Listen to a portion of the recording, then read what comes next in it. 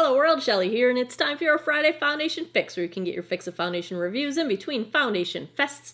And today I'm checking out the new release from JUVIA'S place. It is the I Am Magic Foundation. Retails for $20, comes in 42 different shades. You get 1 fluid ounce of product. I've got this in the shade 730 Isla, if I'm pronouncing it correctly. This one was tough to get my hands on. The light shades were sold out everywhere for quite some time, but you can get it on Ulta. It looks like all of the shades are currently available and in stock. It's currently getting 3.3 out of 5 stars with just over 500 reviews on Ulta's website. The claims it is a smooth application with a natural, soft, matte finish to give a flawless coverage. A great formula to even out the complexion, refine skin texture, and erase blemishes, maintaining the initial finish throughout the day. Suitable for all skin types, including sensitive and oily. They recommend applying with a sponge or a brush, and that's about it. They don't really make any novel claims about the formula or really anything like that. I looked through the ingredients. I see no added fragrance. It appears to be a dimethicone-based foundation. There are some hydrating ingredients. They are way toward the bottom of the barrel. I typically have normal to dry skin. It dehydrates very easily. I don't see any alcohol in here, so that is a plus fighting the dehydration, but we will see if there's enough moisturizer in here to get me through the day without drying out and turning into the Sahara Desert. I just want to show you the box packaging. It's very pretty packaging. I really like the aesthetic of the overall product line. Let's take a look at this shade 730 swatched against a few others in my collection. Oh yes, my friends, on Fridays we swatch. And first up, we've got today's foundation, the JUVIA'S Place I Am Magic Foundation in shade 730 Isla. Second is the Estee Lauder Double Wear Stay in Place in 1C1 Cool Bone. Third up, I've got MAC Studio Fix Fluid in shade NW10. Fourth is the YSL All Hours in shade BR10. And last, I've got the Urban Decay Stay Naked in shade 20 NN. I've already cleansed, moisturized, and sunscreened my face. I'm starting out with a 44-year-old face. I've got some sun damage. I've got some large pores on my cheeks. Foundation likes to settle into my forehead lines, my smile lines, my chin lines. Those are the things I'm trying to combat with my foundation. I will apply one side with a sponge. This is a dampened Real Techniques Miracle Complexion Sponge. On the other side, I will use an e.l.f. Ultimate Blending Brush. We'll see if there is a preference one way or the other. I have already primed with the Too Faced Hangover 3-in-1 Primer / setting spray. This is a hydrating formula. Whenever I'm going in with a matte foundation, I like to take some extra steps to hydrate my skin just in case it's going to dry me out, because typically the matte formulas work better for normal to combo to oily skin. The dry skin, maybe not so much. So primed with some hydrating primer.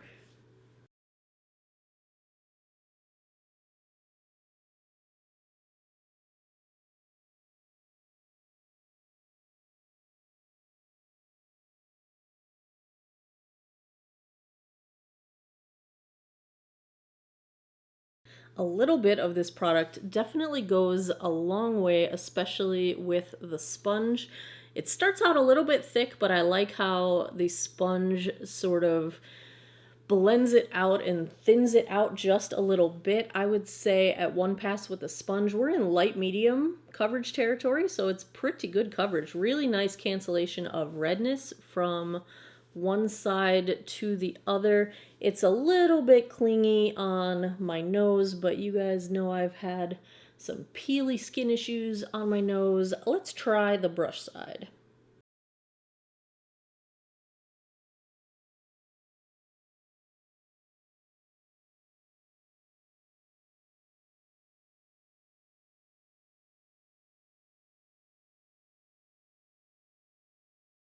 Definitely prefer the sponge. The brush is leaving just cakey patches on areas of my cheeks here, and it's making my nose look very streaky, and it's just not blending. I'm going to go in and tap with the sponge and see if we can even this out a bit. Yeah, this definitely works better with the sponge. I've removed some coverage by doing that, so I'm just going to take the tiniest little bit more product I won't even use all of this and try and even out where I removed product with the sponge.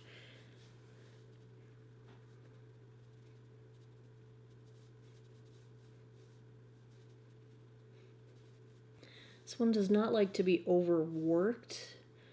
You kind of have to get in, get it set, and get out, because if you touch it one too many times, it seems to lift away. This is also one of those foundations that seems to like to cling to the hairline, so it's clinging above my eyebrows, it's clinging to my hairline quite a bit, which is always annoying. The shade, we'll see how it is outdoors. In the studio lighting, it looks like it's a little bit too light for me. It's described as being very light with neutral to cool undertones. I would say this is a pretty neutral foundation. This looks almost like it's leaning more yellow than it is pink, and a little bit too light for me, which is good because that means this is not the lightest shade, and if you are more fair than I am, you might find a match. But let's take a look at how this one is. It's definitely sitting on top of the skin in a few places. I can see it kind of, especially on the side of my face that I started with the brush, where there are just patchy areas of makeup sitting on top of my skin that don't want to blend out, and if I overblend them, it just turns into bare skin.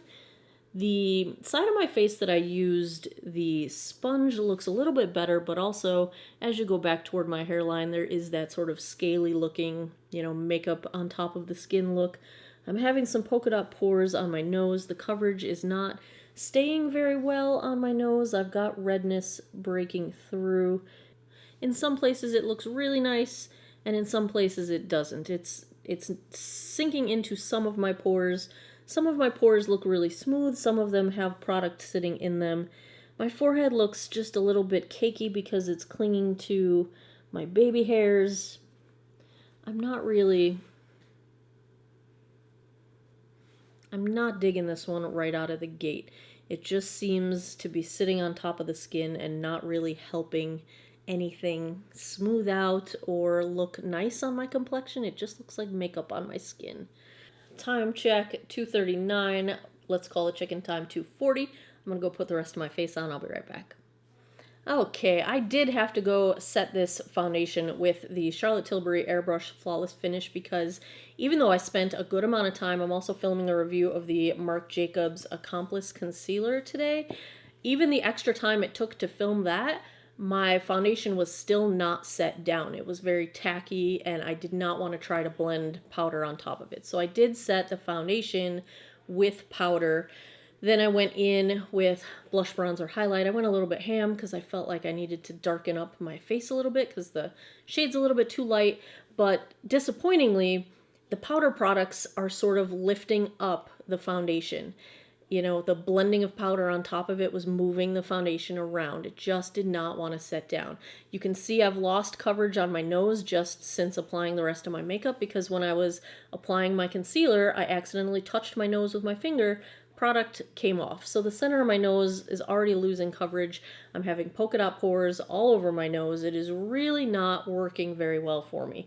But I got the rest of my face on. I also filmed this eye look, same one I was wearing in a video recently that you guys were requesting, so you're going to see 3 videos wearing the same outfit because I just filmed them all back to back to back. But this foundation is not starting out very good for me.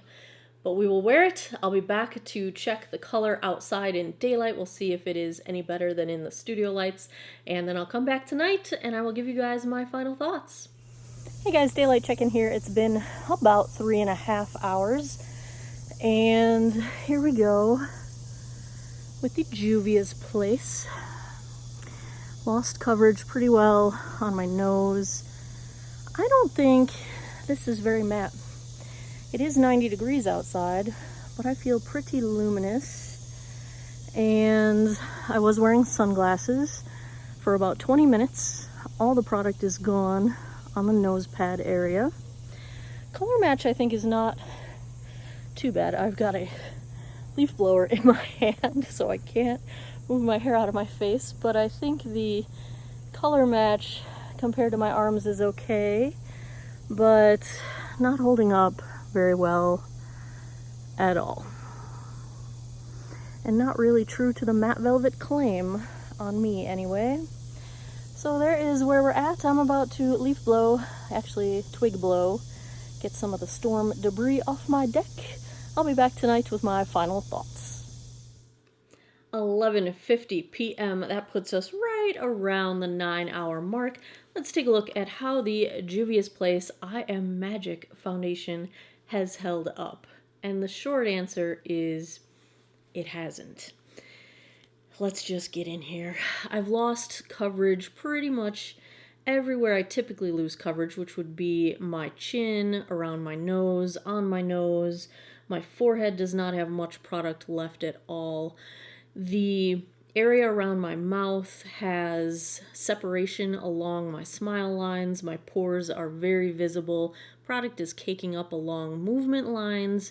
My nose is full-on polka dot pores. I do still have blush bronzer highlight intact, so maybe this performs fine on skin that doesn't move, but when you get up toward my temples, I've got foundation settling into my crow's feet, which rarely happens because my crow's feet aren't that deep yet. I've got product caking up on my temples. It's basically all gone in between my eyebrows, and my forehead just looks really patchy with polka dot pores on my forehead, and I'm not even sure how that happened because I usually can't see my pores on my forehead. So this is not holding up well at all. The other issue is that it just is really shiny. I rarely get shiny. My body really doesn't produce oil. Like, I'm very dehydrated skin. I don't produce a lot of oil. So the fact that I'm like a glow stick on my chin and in my T-zone and on my forehead, yes, I have highlighter on my cheeks, so let's not worry about that. But I feel very shiny. I feel, my chin feels greasy. Like it,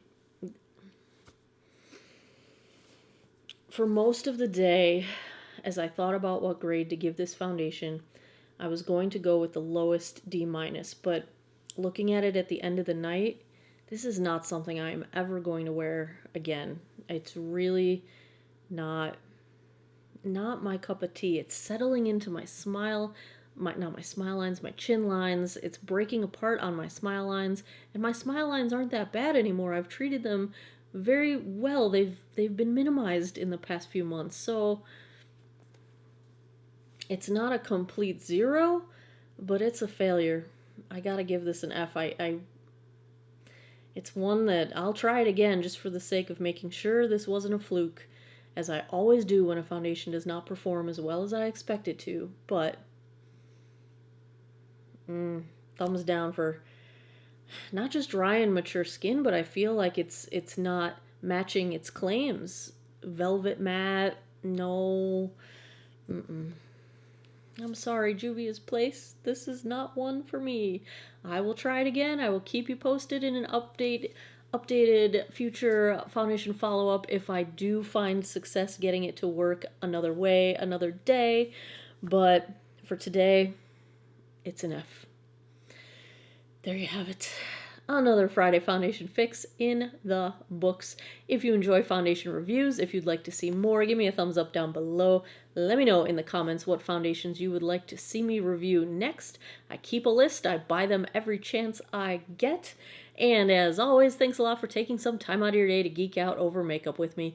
I come back every Monday, Wednesday, Friday, 9 p.m. Eastern time for new videos. I appreciate your time, and I hope you guys all have an awesome day or night wherever you are in the world.